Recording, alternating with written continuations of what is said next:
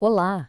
Hoje a gente vai mergulhar numa história atemporal lá do livro de Oséias. É um alerta fascinante que mostra como o auge da prosperidade de uma nação pode ser, na verdade, o gatilho para sua própria ruína. Mas, e isso é o mais importante, a gente vai descobrir qual é o caminho de volta. Pois é, essa é a questão central, não é mesmo? Vamos explorar como uma nação inteira caiu nessa armadilha e o que isso pode revelar sobre a natureza humana e talvez, quem sabe, até sobre nós mesmos. Parece um paradoxo, né? Justamente no auge da riqueza, da influência, Israel começou um processo de autodestruição. O profeta Oséias estava lá, observou e documentou tudo isso. Vamos ver o que ele descobriu. Então, o primeiro passo para entender essa queda é olhar para a raiz do problema. Era uma espécie de amnésia coletiva. Eles simplesmente se esqueceram de onde vinham, da verdadeira fonte de toda a prosperidade que eles tinham. E aqui está o diagnóstico, direto da fonte. Esse versículo é a chave de tudo. O gatilho não foi a pobreza, não, foi a fartura. Quando eles estavam satisfeitos, o coração se encheu de orgulho. E a consequência disso? O esquecimento. A gente poderia chamar isso de amnésia teológica. As fontes mostram que o deserto mantinha Israel dependente, sempre lembrando o povo da sua necessidade. Mas a abundância na terra prometida, bom, ela trouxe um sentimento perigoso de autossuficiência. Eles começaram a achar que eram os únicos arquitetos do próprio sucesso. E isso, na verdade, cumpria um aviso que já tinha sido feito séculos antes, lá no livro de Deuteronômio. E o que acontece quando uma nação esquece a sua base? Ela começa a buscar substitutos. E é aqui que a história fica assim, mais sombria, com a ascensão de ídolos que não podiam oferecer absolutamente nada de real. A ironia nessa cena é, nossa, gritante. Um beijo, que é um gesto de adoração, de submissão, era direcionado a bezerros de metal. A fonte descreve isso como o auge da decadência. Trocar a dignidade humana pela servidão a um objeto, acreditando que aquele pedaço de metal controlava a economia e a chuva. E qual foi a consequência dessa troca? Oséias usa uma série de metáforas muito poderosas.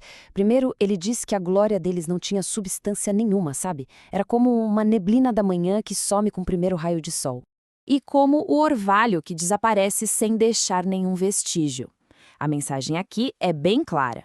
Qualquer coisa que é construída sobre uma fundação vazia simplesmente não dura.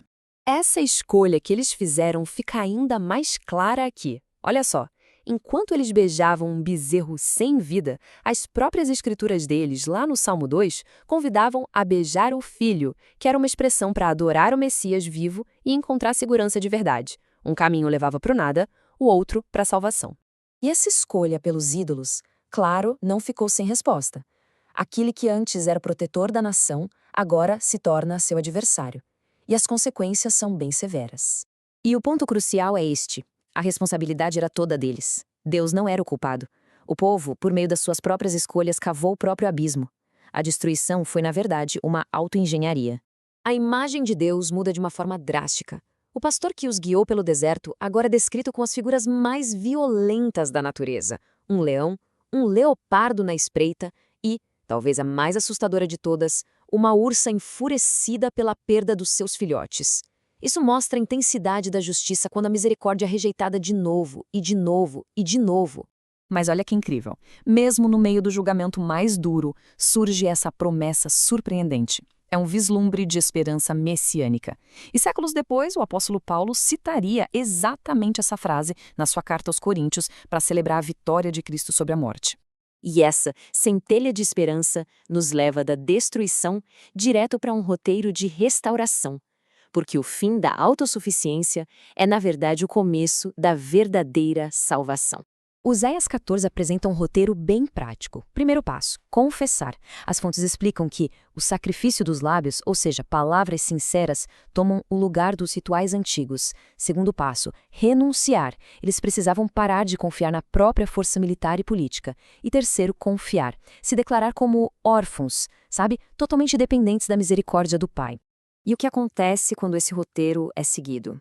Bom, a resposta é uma transformação completa. As imagens que vêm agora espelham e revertem totalmente aquele cenário de julgamento que a gente acabou de ver. O contraste é impressionante. O predador feroz agora se torna o orvalho suave que traz vida. A nação, que antes estava destinada a desaparecer como névoa, agora floresceria como lírio e criaria raízes profundas como os famosos cedros do Líbano. É uma reversão poética muito poderosa. E essas metáforas são de uma riqueza incrível. O lírio representa uma beleza que a gente vê, de crescimento rápido, mas o cedro representa uma força que não se vê, com raízes profundas, uma madeira quase incorruptível. A promessa é de uma restauração que é ao mesmo tempo linda por fora e inabalavelmente forte por dentro. E aqui a gente vê o rompimento final com a idolatria. O próprio Deus declara o fim da relevância dos ídolos e se apresenta como um cipreste verde, uma árvore que nunca perde as folhas, uma fonte constante de vida. A mensagem final é que todo fruto verdadeiro, que dura, vem dele. O livro de Oséias termina com este desafio. A ideia é que os caminhos de Deus são retos, os justos andam neles, mas os rebeldes tropeçam. Isso deixa uma pergunta no ar para a gente refletir. Essa palavra antiga que expõe tanto a queda quanto a redenção tem servido como um caminho firme ou como uma pedra de tropeço na nossa própria jornada? A escolha, no fim das contas, continua sendo nossa.